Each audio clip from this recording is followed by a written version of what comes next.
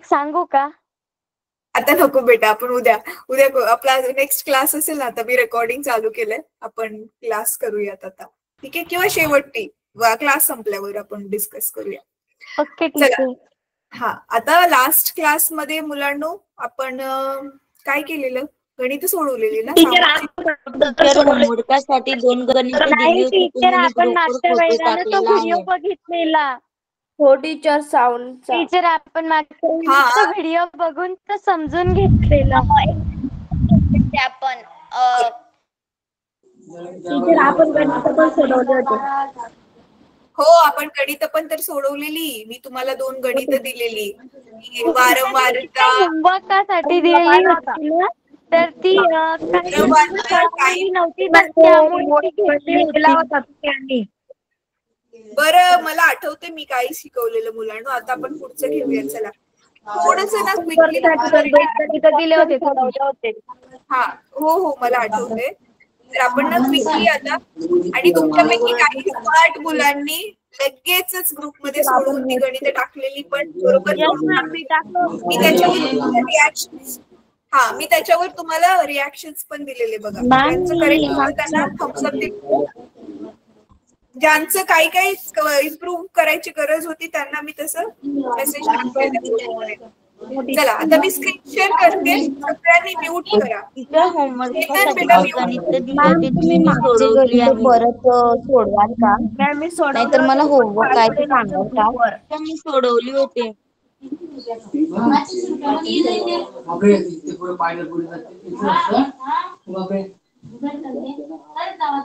मुलांनो please mute करा सगळ्यांनी. म्यूट करा जरा सगळ्यांनी. अरे, मी दुसऱ्या स्क्रीन माझी ओपन होते. थांब एक मिनिट, माझी दुसरी स्क्रीन ओपन होते. हा, चला, बरं झालं. बहुतेक नियती मॅमनी सगळ्यांना म्यूट केले. हा, मी म्हणत होते, ज्यांना होमवर्क माहिती नाहीये, ऑलरेडी बाकीच्या मुलांनी ग्रुपमध्ये होमवर्क करून टाकलाय. त्याच्यामध्ये तुम्हाला क्वेश्चन्स मिळतील, ते चेक करा आणि तोच होमवर्क परत तुम्हाला प्रॅक्टिस साठी तुम्ही सॉल्व्ह करा, ठीक आहे? आणि आता मी गेल्या क्लासमध्ये जे थोडंसं शिकवलेलं त्याच थोडं रिव्हिजन करून घेते, कारण त्याच्याशिवाय तुम्हाला पुढचं आठवणार म्हणजे समजणार नाही. म्हणजे मागचं आठवणं गरजेचं आहे की आपण लास्ट क्लासमध्ये काय केलेलं, ठीक आहे? तर आता माझा फळा ओपन होतोय. 1 सेकंड, ह्याला थोडासा कधी कधी वेळ लागतो, कधी कधी लगेच होतो. झाला, तर शेअर करते मी. मध्ये तुम्हाला थांबा अनम्यूट करेल, पण प्लीज सगळ्यांनी माईक म्यूट ठेवा रे, खूप आवाज येतो नाही तर काहीच समजत नाही की काय चाललंय, मग सगळा गोंधळच होऊन जातो.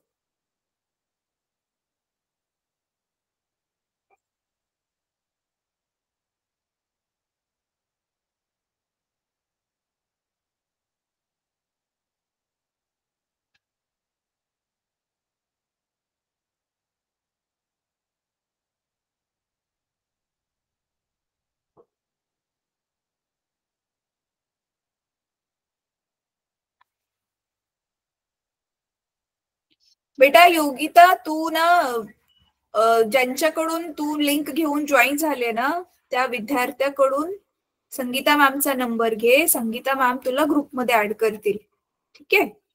चला, आता मी सगळ्यांना अलाव करते अनम्यूट करायला, पण प्लीज मी नाव घेतल्याशिवाय बोलू नका, किंवा बोलायचं असेल तर हँड रेज करा, मग मी नाव घेईल मग बोला. नाहीतर एक साथ खूप जण बोलतात, काहीच कळत नाही, ठीक आहे?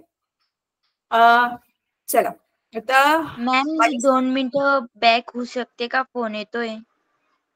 बरं बेटा, ठीक आहे.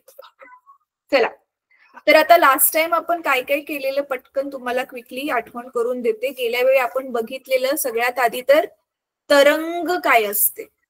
तर एक काय बघितलेलं आपण त्याच्यामध्ये, एक कंप्रेशन म्हणजे एक संपीडन, परत एक विरलन, बरोबर आहे? एक कंप्रेशन म्हणजे संपीडन, एक म्हणजे रेरिफॅक्शन. हे दोघं जण मिळून एक तरंग बनते, आणि ह्या तरंगचीच लांबी म्हणजेच आपण काय म्हणतो, तरंग लांबी, बरोबर आहे? आणि ही तरंग लांबी आपण एका चिन्हाने दर्शवतो, ज्याला आपण म्हणतो लॅम्बडा, ठीक आहे? लॅम्बडा. आता ह्याच्यावरून एक फनी गोष्ट मुलांना तुम्हाला जोक सांगते, ठीक आहे. तर हा शाळेमध्ये एकदा शिकवतानाच सुचला जोक ऑन द स्पॉट. आता तरंग लांबी, लांबी म्हणजे काय, किती तरंग किती लांब आहे, ठीक आहे. आता आपण मराठीमध्ये पण लांबीच म्हणतो ना, मराठी मधलाच शब्द आहे ना लांबी. तर किती लांब आहे, तर इथे बघा लांब शब्द आहे. तर इंग्लिश मध्ये आपण ह्याला प्रोनाऊन्स करतो तसं म्हणायला गेलं तर लॅम्बडा, पण आपण याला अजून एका पद्धतीने वाचलं गेलं तर काय आहे, हे लांबडा. तर तो किती लांबडा आहे, तो तरंग किती लांबडा आहे, म्हणून त्याला आपण कुठल्या चिन्हाने दाखवतोय, लांबडा ह्या चिन्हाने दाखवतोय. कळतंय? तर बघा काही काही शब्द आपले मॅच होतात, मराठीचे आणि इंग्लिशचे काही काही शब्द असे मॅच होतात, ठीक आहे. तर तरंग लांबी म्हणजेच लॅम्बडा, इंग्लिश मध्ये आपण त्याला म्हणतो वेव्हलेंथ. तर एका वेव्हची लेंथ म्हणजे वेव्हलेंथ, हे आपण लास्ट टाइम बघितलेलं पहिलीची गोष्ट. दुसरी गोष्ट आपण काय बघितलेली, दुसरी गोष्ट आपण बघितलेली टाइम पिरियड, म्हणजेच आपण बघितलेलं तरंग काल, राईट. त्याला आपण कशाने दर्शवतो, कॅपिटल टी ने. इंग्लिश मध्ये आपण त्याला म्हणतो टाइम पिरियड. आठवते ना तुम्हाला, एका तरंगला एक कुठला पण बिंदू आहे, तो बिंदू क्रॉस करून आर, इकडे आर पासून तिकडे पार, म्हणजे ह्या किनाऱ्याकडून त्या किनाऱ्याकडे जायला त्याला किती वेळ लागतोय, त्याला आपण टाइम पिरियड म्हणतो. आणि आपण तिसरं बघितलेलं वारंवारता. वारंवारता म्हणजे काय, त्याला न्यू ह्या अक्षराने दर्शवलेलं, म्हणजेच इंग्लिश मध्ये फ्रिक्वेन्सी, राईट. आणि फ्रिक्वेन्सी म्हणजे काय, एका सेकंदात, एका सेकंदात दिलेल्या बिंदूमधून किती तरंग बाहेर पडतात, तर त्याला आपण नाव दिलेलं फ्रिक्वेन्सी. आणि ह्याच्यावरच आधारित आपण ही दोन सूत्र बघितलेली. हे आपण असं पण लिहू शकतो किंवा टीच्या पण स्वरूपात लिहू शकतो, 1/ν. तर ह्याच्यावर आधारित आपण गेल्या वेळी गणित सोडवलेली, ठीक आहे. आणि त्याच्याशीच रिलेटेड मी तुम्हाला हे पण दिलेली, होमवर्क साठी पण गणित दिलेली होती, ठीक आहे. आता ज्यांना आठवत नाहीये, हे फळ्यावर जे लिहिलंय ते एकदा वाचा, हे तुमच्या पुस्तकामध्ये पण डेफिनेटली आहे. आता ना मला एक सेकंड द्या, तुमचं पुस्तक मी शेअर करते, आपण एकदा पुस्तकामध्ये पण बघूयात की आपलं कुठलं कुठलं झालं आणि त्याच्यामधलं काय काय राहिलंय, ठीक आहे. मॅम बुक मध्ये नाहीये.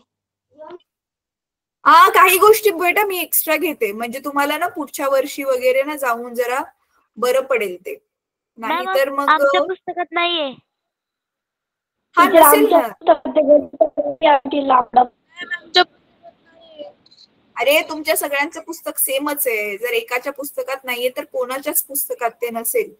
मी तेच सांगितलं ना, काही गोष्टी ज्या पुस्तकात नाहीये त्या मी एक्स्ट्रा घेते, कारण त्या तुम्हाला माहिती पाहिजेत, म्हणजे तुम्हाला, तुम्ही ज्यावेळी आता 9वीला जाल त्यावेळी तुम्हाला ते सोपं पडेल अभ्यास करायला. नाहीतर मग काय होतं की अचानकच थोडस वेगळं डिफिकल्ट वाटेल तुम्हाला अभ्यास मग करायला, ठीक आहे. थांबा, आता तुम्हाला पुस्तक ओपन करते. एक्स्ट्रा शिकण्यात काय हानी नाहीये ना, नुकसान नाहीये काय? नो मॅम, उलट मजा येते. हो टीचर, हे गणित सोडवायला खूप मजा येते. ज्यांना मज्जा येते गणित सोडवायला, व्हेरी नाईस. ज्यांना मज्जा येत नाही, ट्राय करा मज्जा येण्यासाठी, कारण आपल्याला जी गोष्ट आपण एन्जॉय करतो ना, तीच गोष्ट आपण लांब वेळेपर्यंत करू शकतो. नाहीतर अर्ध्यामधूनच मग ती गोष्ट सोडून देतो. जी गोष्ट आवडते आपल्याला आपण ती सारखं सारखं करतो, जी गोष्ट नाही आवडत ती करतो मजबुरीमध्ये थोडा वेळ, पण कंटिन्यू नाही करू शकत ना मग. थांबा, चला आता मी पुस्तक शेअर करते.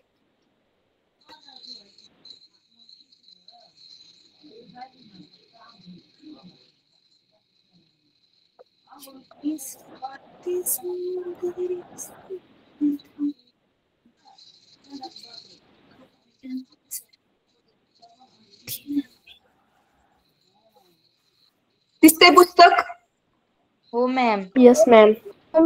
ठीक आहे, चला आपण हे पहिलं पान आपण संपवलं. ह्याच्यामध्ये हे नाथकाटा, परत हे विरलन संपीडन हे सगळं बघितलं आपण. त्याच्यानंतर ना मग आपण हे पण बघितला प्रयोग की कसं तो निर्वातामधून आपल्याला आवाज ऐकायला नाही येत. निर्वात पोकळीतून जर माध्यम असेल तरच आवाज ऐकायला येतो. फ्रिक्वेन्सी, ध्वनी तरंगाची वारंवारता हे आपण मागच्या क्लासमध्ये बघितलं. थांब बेटा, मला रिवाइज करू दे.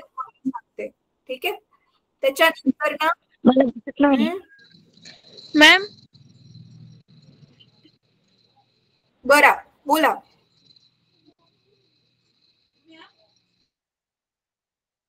बर, आता ह्याच्यानंतर ना मुलांना ह्याच्यामध्ये काय सांगितलंय बघा.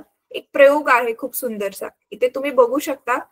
हे वाट्या घेतलेत एकाच मापाच्या आणि त्या प्रत्येकामध्ये ना वेगवेगळ्या लेवल पर्यंत पाणी भरले. कशात एकदम थोडं पाणी, थोडं थोडं जास्त, असं करून थोडं थोडं थोडं पाण्याची लेवल वाढवली आहे.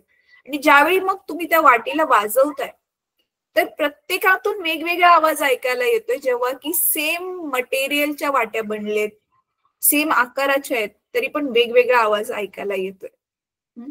असं का होतंय? कारण जो वाटीचा भाग मोकळा आहे, त्या मोकळ्या भागामध्ये जेवढी हवा आहे, तर ध्वनी निर्माण करताना त्या हवेचा पण रोल आहे. त्याच्यामुळे मग कुठल्या वाटीत जास्त हवा आहे, कुठल्या वाटीत कमी हवा आहे, त्याच्यानुसार तुम्हाला वेगवेगळा आवाज ऐकायला येतोय. तर हे पाहिजे तर तुम्ही ट्राय करू शकता. ठीक आहे, ट्राय करून बघा. आणि इथे पण दाखवलंय. हे करायची गरज नाही आहे, पण इंटरेस्ट असेल तर तुम्ही करू शकता. युट्यूब वरून जलतरंगांचे व्हिडिओ डाउनलोड करावं, ईमेल द्वारे करायला सांगितला होता, आम्ही केला होता. अच्छा, ठीक आहे. आता आज आपण केला होता मॅडम, मी केला होता. बरं बेटा, ठीक आहे, समजलं मला. अच्छा, आता इथे काय दाखवलंय, ध्वनी आणि संगीतामध्ये काय फरक आहे. नॉर्मल वाला ध्वनी, संगीत, आणि इथे ऍक्च्युली दुसरं एक मिसिंग आहे, नॉइस. नॉइस म्हणजे गोंधळ म्हणू शकता, गोंगाट म्हणू शकता. आवाजामुळे होणारा जो गोंगाट असतो. तर ह्या तिघांमध्ये काय फरक आहे ते ह्याच्यामध्ये सांगितलेलं आहे. आता ह्याच्यामध्ये काय सांगितलंय बघा मुलांनो. आता एक, जसं मी आता बोलते, तुम्ही बोलताय, आपण नॉर्मल आवाजामध्ये बोलतोय, तर आपण जे बोलतोय, ऐकतोय, डिस्कस करतोय, हा नॉर्मल ध्वनी आहे. ह्याच्यामुळे काही कोणाला त्रास नाही होणार आहे, बरोबर आहे. पण आपल्याच पैकी आता कोणी खूप ओरडायला लागलं म्हणजे काय होतं, ती ध्वनी खूप तीव्र होतो, म्हणजे खूप मोठा आवाज ऐकायला येतोय. मग त्यावेळी तो कशामध्ये कन्वर्ट होतोय, कशामध्ये तो चेंज होतोय, गोंगाटामध्ये. त्रास होतो ज्याच्यामुळे ऐकायला कानाला, बरोबर आहे. आणि संगीत काय असतं, आता मी बोलतेय, तुम्ही बोलताय, त्याच्यापेक्षा पण कानांना ऐकायला खूप छान वाटतं. ते काय असतं, संगीत असतं ना. संगीतामध्ये आणि आपल्या बोलण्यामध्ये काय फरक आहे. तर संगीतामध्ये जी वारंवारता असते ध्वनीची, ती काही काही ना एका पॅटर्न सारखी रिपीट होत असते. जसं तुम्हाला माहितीये ना, जे लोक संगीताबद्दल थोडस, गाणी तर तुम्ही ऐकताच ना, त्याची बघा कडवी बरोबर रिपीट होतात, त्याच्यातलं म्युझिक काही वेळेनंतर बरोबर रिपीट होतं, मग ते ऐकायला छान वाटतं. म्हणजे काय असतं त्याच्यामध्ये, ते एक खूप डोकं लावून ज्या वारंवारता आहेत त्या फिक्स केल्या जातात. ह्याच्यानंतर हे यायला पाहिजे, त्याच्यानंतर ते यायला पाहिजे, मग ते कानाला ऐकायला आपल्याला काय असं एकदम मधुर वाटतं. ठीक आहे. तर ती जी वारंवारता आहे, ती जी फ्रिक्वेन्सी आहे, ती फ्रिक्वेन्सी तिथे प्लॅन करून तशी बनवलेली असते, ठेवलेली असते. म्हणून ते संगीत एकदम कानाला काय वाटतं, मधुर वाटतं. ठीक आहे. तर आता हा वाला पॅरेग्राफ तुम्ही स्वतः वाचा. मी थोडक्यात त्याला एक्सप्लेन केलंय की जसं की आता बघा, इथे मी जे म्हणत होती, ह्या फ्रिक्वेन्सीज फिक्स आहेत बघा. जसं की आता हे ज्यांनी गाणं गायले, ही माहिती तुम्हाला 7 सुरांची सरगम असते. संगीताचा मेन हाच पाया आहे, बरोबर आहे. सा रे ग म प ध नि सा. तर त्याच्यामध्ये जो सा गातात, ज्यांनी संगीत शिकलं असेल त्यांना कळत असेल की सगळ्यात आधी आपण खूप दिवस ह्या 7 सुरांवरतीच मेहनत करतो. आणि ती सा गाण्याची पण एक पद्धत असते. सा एकच आवाज सा आणि सा, ह्याच्यामध्ये 2-3 आवाज मिक्स झाले जरी शब्द सा असला तरी, है ना. तर नुसतं सा प्लेन गायले रे. तर असं ज्यावेळी गायलं बेटा, पुस्तक आहे, रिजॉईन कर हवं तर, किंवा तो पुस्तकाचा ना पेज नंबर मी सांगते, म्हणजे धडा माहितीये ना तुला, तो ध्वनी आणि संगीत तो वाला पान ओपन करून ठेव स्वतःकडे. तर तुम्ही बघताय मग सा साठी किती वारंवारता, किती हर्ट्ज आहे? 256. 256 ना. तर असं प्रत्येकासाठी प्रत्येकासाठी मग ही वारंवारता फिक्स आहे. अशीच फक्त गाण्याची नाही, जे आपले म्युझिकल इन्स्ट्रुमेंट्स आहेत त्यांची पण फ्रिक्वेन्सी फिक्स असते. तानपुरा आहे, परत आपलं पेटी असते वाजवायची, तबला आहे, ह्यांचे फिक्स केले जातात.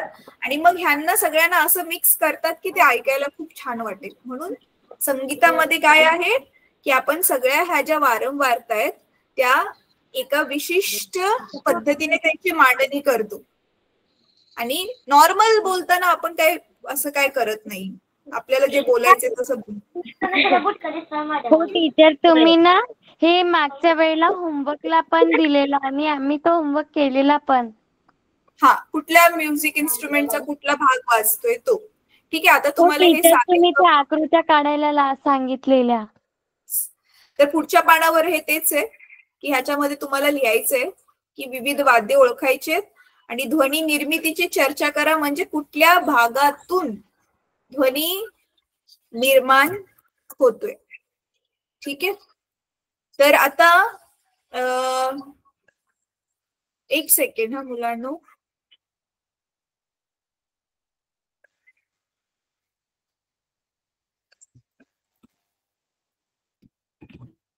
एक मिनिट, माझ्या मोबाईलचा अलार्म वाजायला लागलाय, मी बंद करते, थांबा.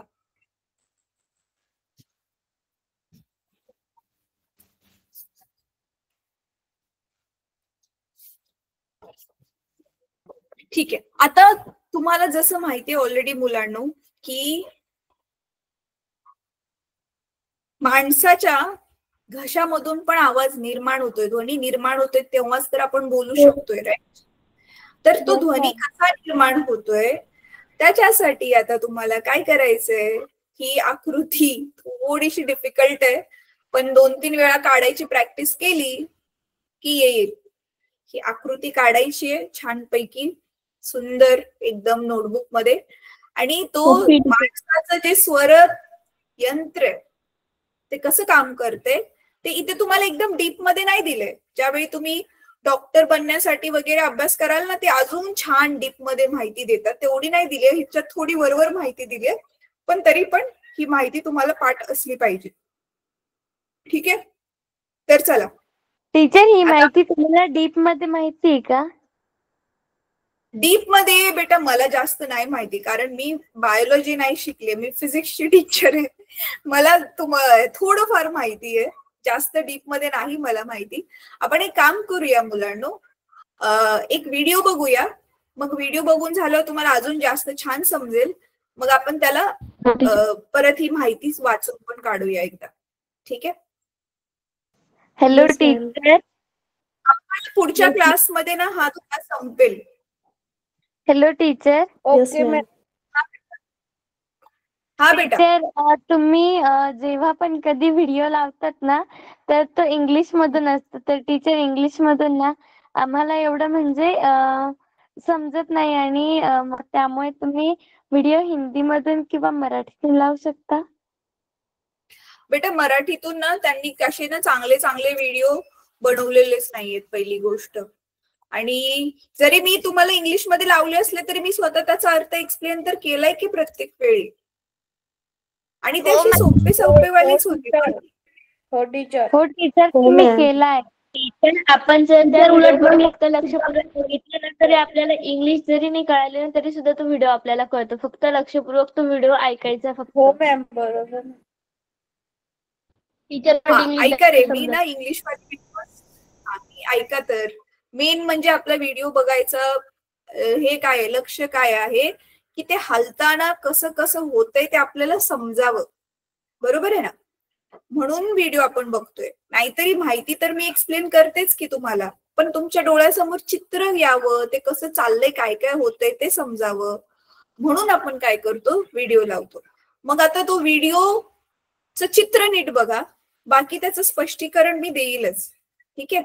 आता थोडंफार इंग्लिश तर तुम्ही बघा, आता 8वी पासून 9वी मध्ये जाणार आहे आणि तुम्ही एवढ्या वर्षांपासून इंग्रजी शिकताय, तर थोडं थोडं तरी इंग्लिश, चला 10 मधला एखादा शब्द तरी कळेलच ना तुम्ही प्रयत्न केला तर. पण तुम्ही प्रयत्नच नाही केला तर मग तुम्हाला इंग्रजी कधी येणार? आणि 10वी नंतर जर तुम्हाला सायन्स विषय शिकायचा असेल, पुढे सायन्स घ्यायचं असेल तर मग तर कॉमर्स घ्यायचं असेल, सायन्स घ्यायचं असेल, सगळेच विषय फुल इंग्लिश मधले आहेत. मग काय करणार तेव्हा तुम्ही? आणि आता तुम्हाला 10वीला जायला किती वर्ष? एकच वर्ष राहिले. आता 8वीचं वर्ष तर संपलं, 9वीचं एकच वर्ष राहिले. पण ठीक आहे, तरी पण मी थांबून थांबून तुम्हाला एक्सप्लेन करते. ठीक आहे की व्हिडिओ मध्ये काय दिलंय. पण त्याच्या आधी तुम्ही संपूर्ण एकाग्रतेने शांतपणे ऐकून घ्या की हे काय म्हणतात ते नक्की. How does the human body produce voice and speech? Every day, many of us rely on voice and speech to communicate. Let's explore the processes of breathing, voicing, and speaking. त्यामध्ये काय सांगितलंय की every day we rely on voice, म्हणजे आपण आपल्या आवाजावर अवलंबून आहे एकमेकांशी कम्युनिकेशन करण्यासाठी, म्हणजे संवाद साधण्यासाठी. आता ह्याच्यामध्ये ब्रीदिंग म्हणजे श्वसन, आवाज निघणं आणि बोलणं, ह्या तिन्ही प्रक्रिया आपण समजून घेऊया असं इथे सांगितलंय. What is voice? Your voice is as unique as your fingerprint. Voice or vocalization is the sound produced by humans and other vertebrates using the lungs and the vocal folds in the larynx. The larynx. त्याचा अर्थ काय सांगितलं इथे की आपला प्रत्येकाचा जो आवाज आहे तो जसं आपलं फिंगरप्रिंट्स असतात, फिंगरप्रिंट्स म्हणजे बोटाचा ठसा जसा एकदम युनिक असतो, तसा आपला आवाज पण युनिक असतो, वेगळा असतो सगळ्यांचा. आणि तो आपली फुफ्फुस ज्याने आपण माहितीये ना ऑक्सिजन जिथे जातो, कार्बन डायऑक्साईड जिथून आपण बाहेर सोडतो, ते फुफ्फुस आणि गळा ह्यांना मिळून तो आवाज बाहेर निघत असतो. Sometimes called the voice box, is the primary organ of voice production. Voice box म्हणजेच आपलं स्वर यंत्र, ज्याची आकृती आता तुमच्या पुस्तकात दिली आहे. Speech are not the same. An infant crying or an adult laughing are examples of vocalization or voice production. What is speech? People typically express thoughts, feelings, and ideas orally to one another through a series of complex movements that alter the basic tone created by voice into specific identifiable sounds called speech. Before we get आवाजामध्ये आणि speech मध्ये, voice आणि speech मध्ये काय फरक आहे? Voice म्हणजे कसला पण आवाज, तुम्ही नॉर्मली ओरडला, छोटा मुलगा हसतोय, छोटा मुलगा रडतोय, आवाज ऐकायला येतोय म्हणजे तो व्हॉइस आहे, म्हणजे तो ध्वनी आहे. पण स्पीच म्हणजे काय? प्रॉपरली जे आपण शब्द वापरतोय, भाषा वापरतोय, एकमेकांची भाषा आपल्याला समजते की समोरचा काय बोलतोय, त्याला आपण म्हणतो speech. Get into more detail about how voice and speech are produced, let's explore how we breathe. The first step is taking air into the lungs. breathe म्हणजे आपण श्वसन कसं करतोय बघा. The large dome-shaped muscle called the diaphragm, which is located directly below the lungs, contracts and expands vertically, lifting the rib cage and allowing the lungs to fill with air. After the lungs bring oxygen into the body, they remove carbon dioxide through breathing out. When breathing out, the diaphragm. आपण ज्यावेळी श्वसन करतो काय होतंय? आपली फुफ्फुस मोठी होतात. फुफ्फुसांचा आकार वाढल्यामुळे हे जे खाली डायफ्रॅम आहे छातीच्या खाली एक असं काय म्हणतात त्याला मराठीत, तुम्ही हे बायोलॉजी मध्ये शिकला असाल मुलांनो,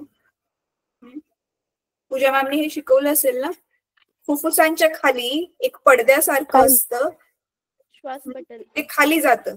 हा, श्वासपटल. श्वासपटल. हा, डायफ्राम म्हणजे श्वासपटल. मग ते खाली जात. हा, आणि ज्यावेळी आपण फुफ्फुसांमधून कार्बन डायऑक्साईड बाहेर सोडतोय, श्वासाला बाहेर सोडतोय, फुफ्फुस छोटी होतात, मग ते डायफ्राम काय होतं, वर येतं. म्हणून बघा कधी कधी ज्यावेळी तुम्ही खूप जास्त जेवता ना, एकदम पोटाच्या वरती खूप जास्त जेवता, त्यावेळी बघा तुम्हाला श्वास घ्यायला थोडस डिफिकल्ट व्हायला लागतं. का? कारण तुम्ही त्या श्वासपटलाला मोठं होऊन, म्हणजे फुफ्फुस मोठं होऊन ऑक्सिजन आत घेऊन ज्यावेळी ते श्वासपटल खाली जाणार आहे, त्याला खाली जायला जागाच नाही सोडली. कारण जे तुमचं जठर आहे, जे स्टमक आहे, ते तुम्ही खूप जास्त मोठं केलं त्याच्या जेवण टाकून टाकून. असं होतं तुमच्या बरोबर, स्पेशली ज्यावेळी तुम्ही मग खूप जास्त जेवून वॉक करताय किंवा धावताय, मग पोट पण दुखायला लागतं. हो teacher. And rib cage return to their resting positions, forcing the air out of the lungs. How do we produce voice? There are several parts of the body that play a role in voice production. Vocal folds are two bands of tissue that are positioned opposite each other in the larynx. The larynx is located between the base of the tongue and the top of the passageway to the lungs, known as the trachea. When you are not speaking, आपली the जेवणाची vocal जी folds pipe are आहे, open. आपली जेवणाची जी pipe आहे त्याच्यावर आणि जिभेच्या खाली आपलं हे स्वर यंत्र असतं.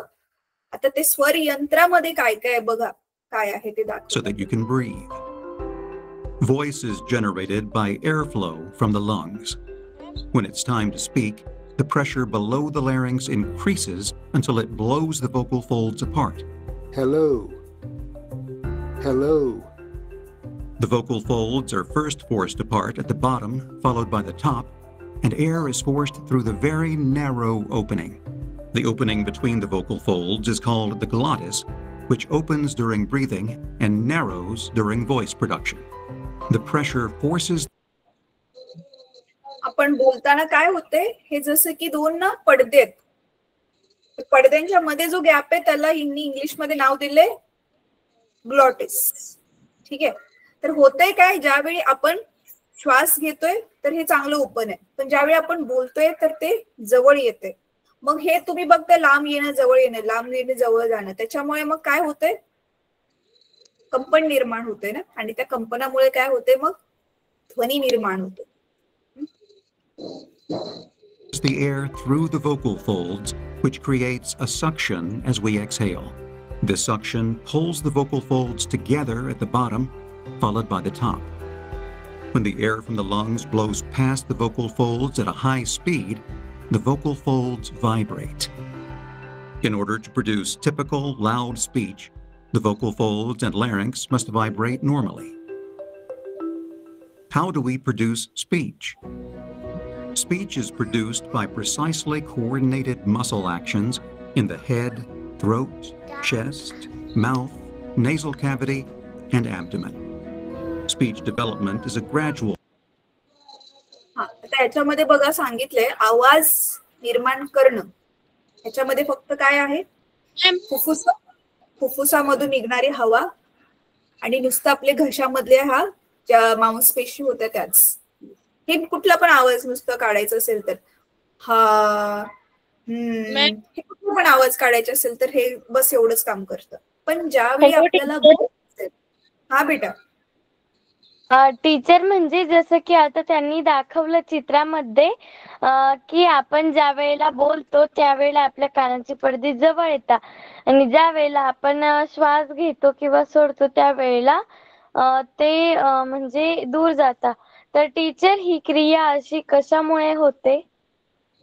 बेटा त्याच्यामध्ये की नाही आपले तुम्हाला माहितीये नॅचरलीच, जसं बघा लाजाळूचं झाड असतं, माहितीये तुम्हाला लाजाळूचं झाड, त्याला तुम्ही टच केलं तसंच ना आपल्या काही पेशी, तसं ना आपल्या बॉडीमध्ये काही अशा पेशी आहेत ज्या ना स्वतःहूनच त्या हालत असतात. मांसपेशी स्वतःहूनच त्या हालत असतात किंवा कंपित होत असतात. जसं की आपलं हृदय स्वतःहून, तुम्हाला माहिती आहे ना, धगधग धगधग, ते मोठं होतं छोटं होतं, मोठं होतं छोटं, त्याच्यामधले ते ब्लड बाहेर असं ते फेकत असतं. तर असंच ज्यावेळेला आपण धावतो ना त्यावेळेला हे आपल्याला जाणवतं. हा, तर तसंच ना, तसंच हे आता जसं बघा आपला तबला असतो, तबल्यावर कसं तो कातडी अशी ताणून बांधलेली आहे, तशाच प्रकारचे हे दोन आपले पडदे आहेत घशामधले आणि ते खेचलेले आहेत. त्याच्यामुळे ना ते आपण त्याला थोडी हवा केली, जसं आपण नाही का तबल्यावरती मारतोय, तर आपण काय करतोय, तबल्याला जवळजवळ दाबतोय ना, दाब निर्माण करतोय. तसं ज्यावेळी आपण हवा बाहेर फेकतोय त्या पडद्यांवर दाब येतोय आणि त्याच्यामुळे पडदे ते हलतात. आणि ज्यावेळी मग आपल्याला ती व्यवस्थित आपण हवा सोडतोय, एका विशिष्ट प्रकाराने ती सोडतोय, त्यावेळी मग आपण बोलतोय. मग आता हेच पुढे सांगितले, नुसतं आवाज काढणं त्याच्यासाठी फक्त फुफ्फुसातून निघणारी हवा आणि हे आपलं गळ्याचं स्वरयंत्र काफी आहे. पण ज्यावेळी तुम्हाला स्पीच द्यायची, बोलायचंय, एक मिनिट थांब बेटा, बोलायचंय, त्याच्यासाठी काय काय आहे बघा याच्यात सांगितलंय. ब्रेन काम करतोय, आपले नाक पण काम करतोय, आपला गळा सुद्धा काम करतोय.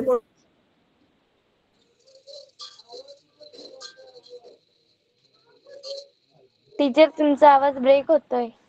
हो टीचर. हो टीचर.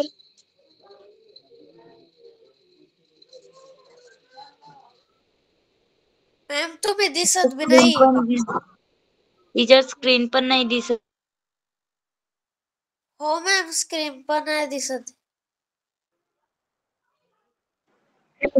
हो मॅम, नाही दिसतंय, स्क्रीन दिसते. मॅम स्क्रीन दिसत नाहीये मॅम. नाही मॅम, स्क्रीन नाही दिसत आहे. मॅम स्क्रीन नाही दिसत आहे. लोगो आलेलं.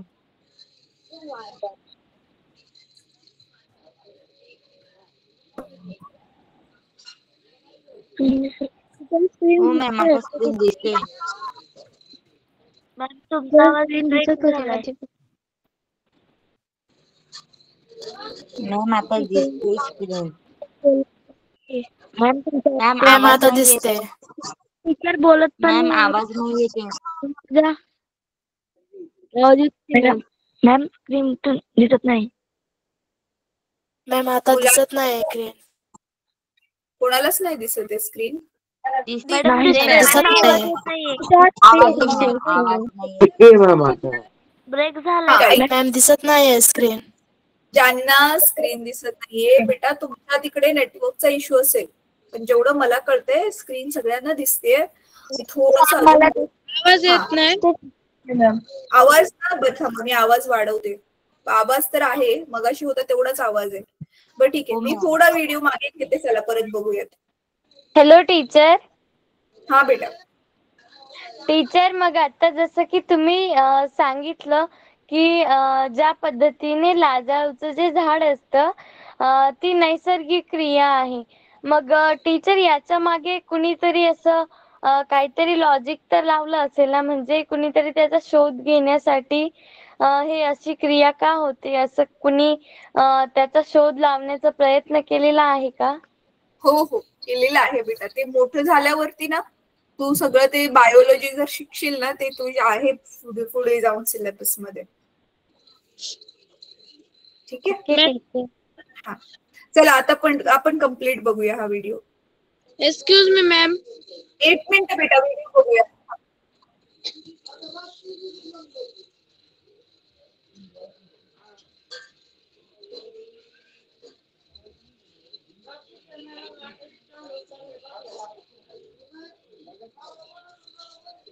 मॅम आवाज नाही येत. आवाजच येत नाही. मॅम आवाजच येत नाही. व्हिडिओचा आवाज येत नाही. स्क्रीन पण नाही दिसत मॅडम. आवाज येत नाहीये. मॅम स्क्रीन मॅम आवाजच नाही येते. पण आवाज नाही येत. मॅम आवाज तुमचा ब्रेक होतो. व्हिडिओ पण चालू पण आवाज नाही येते. मी परत एकदा स्क्रीन शेअर करते, आवाज येईल आता. ठीक आहे, पण तुम्ही सगळ्यांनी माईक म्यूट करा. तुमचा माईक चालू असल्यावर आवाज नाही येणार. Yes, ma'am. मॅम आता थांबा 1 मिनिट, व्हिडिओ बघूया मग माझ्याशी. Speech is produced by precisely coordinated muscle actions in Yes, the ma'am. head, throat, chest, mouth, nasal cavity, and abdomen. Speech development is a gradual process that requires years of practice. During this process, a child learns how to regulate these muscles to produce understandable speech. Different parts of our nose and mouth are carefully positioned to create speech sounds. We position the velum. आणि आता काय सांगितलं की आपलं speech म्हणजे आपली व्यवस्थित बोलण्याची शक्ती ती डेव्हलप म्हणजे ती निर्मित होण्यासाठी खूप वर्षांचा वेळ लागतो. आपल्याला त्यावेळी आपण लहान असतानाच एक लहान मूल असण्यापासून आपण त्याच्यासाठी प्रॅक्टिस करतो आणि आपल्याला कंट्रोल येतो आपल्या पूर्ण त्या बॉडीवरती, मग आपण व्यवस्थित बोलायला लागतो. आता होतंय काय त्या प्रोसेस मध्ये ते ह्यांनी इथे सांगितले.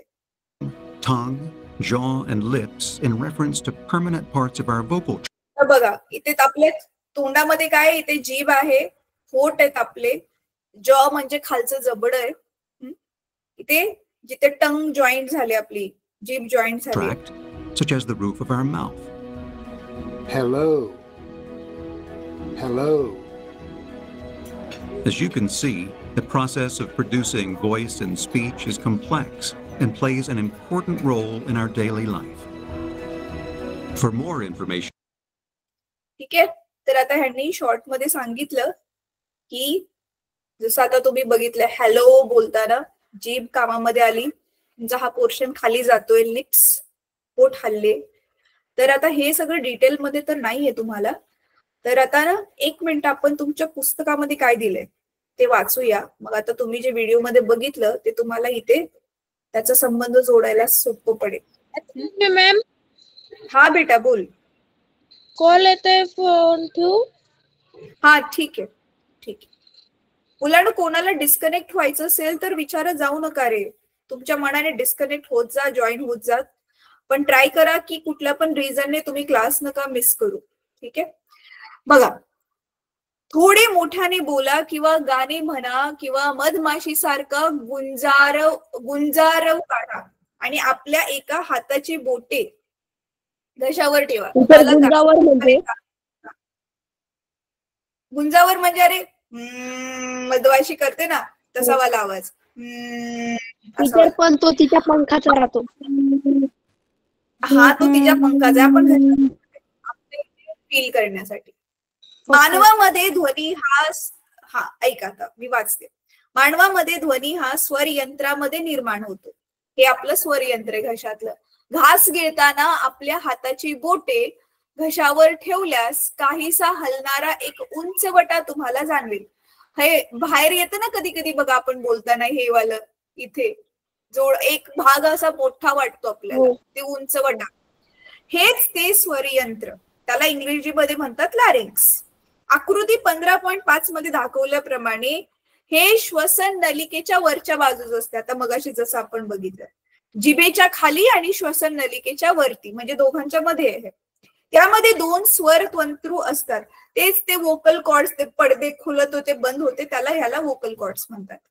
या स्वर तंतूमध्ये असलेल्या जागेतून हवा श्वसन नलिकेत जाऊ शकते. बघितलं ना मगाशी मध्ये जो गॅप होता, हवा आतमध्ये जाते. फुफ्फुसातील हवा जेव्हा या जागेतून जाते तेव्हा स्वर तंतू कंप पावतात व ध्वनीची निर्मिती होते. स्वर तंतूतून जोडलेले स्नायू या तंतूतील ताण कमी जास्त करू शकतात. स्वर तंतू म्हणजे ते पडदे जिथे जॉईंट झालेत ना घशाला आपल्या, तर ते स्नायू काय करू शकतात, ह्याच्या ताण म्हणजे त्याला जसं की आपण तबलाचं बघा, ते वरचा जो कातडी आहे व्यवस्थित ताणून बांधली तर आवाज चांगला येतो. ती कातडी थोडी लूज झाली की आवाज नीट येत नाही बघा.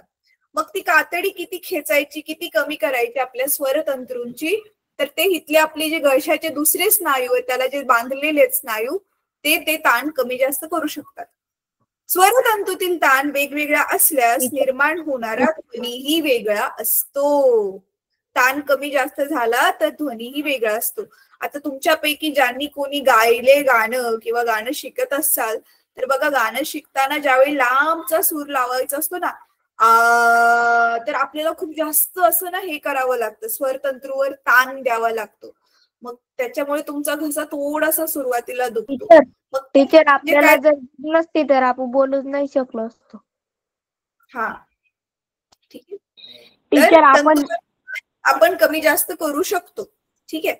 आता सायकलच्या निरुपयोगी ट्यूब पासून, हे तुमच्याकडे असेल, सायकलच्या टायरने खेळतच असाल तुम्ही बघा, सायकलच्या निरुपयोगी ट्यूब पासून रबराचे 2 सारख्या आकाराचे तुकडे कापा. हे तुम्हाला सायकल रिपेअरिंगच्या दुकानात पण भेटेल. दोन्ही तुकडे एकमेकांवर ठेवून 2 टोके विरुद्ध बाजूसताना, हे एकमेकांवर ठेवून अपोजिटला, त्यांच्यामध्ये असलेल्या जागेतून फुंका. ताणलेल्या रबराच्या तुकड्यापासून हवा वाहू लागताच ध्वनी निर्माण होते. मानवी स्वरतंत्राचे कार्य अशाच प्रकारचे. हे अरे तुम्ही फक्त ते रबराचंच नाही, तुम्ही त्या ह्याची पण तर, झाडाच्या पाण्याची पण तर पिपाणी केली असेल ना, झाडाची पानं जोडून त्याच्यातून तू अशी मधनं हवा घालवता. मग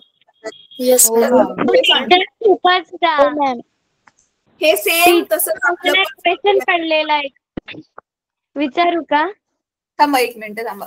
जसं की आता हे माझ्याकडे नॉर्मल एक पान आहे, ह्याला मी जॉईन केलं आणि ही जे मधला गॅप आहे ह्याच्यामधून मी हवा फुकली. तसंच आपलं स्वरयंत्र पण तसंच आहे, 2 पडदे, त्याच्यामधून हवा फुकतोय आपण, ते पडदे कंपित होतात आणि आवाज निर्माण होतोय. ठीक आहे. 1 मिनिट थांब बेटा, 1 मिनिट. ठीक आहे.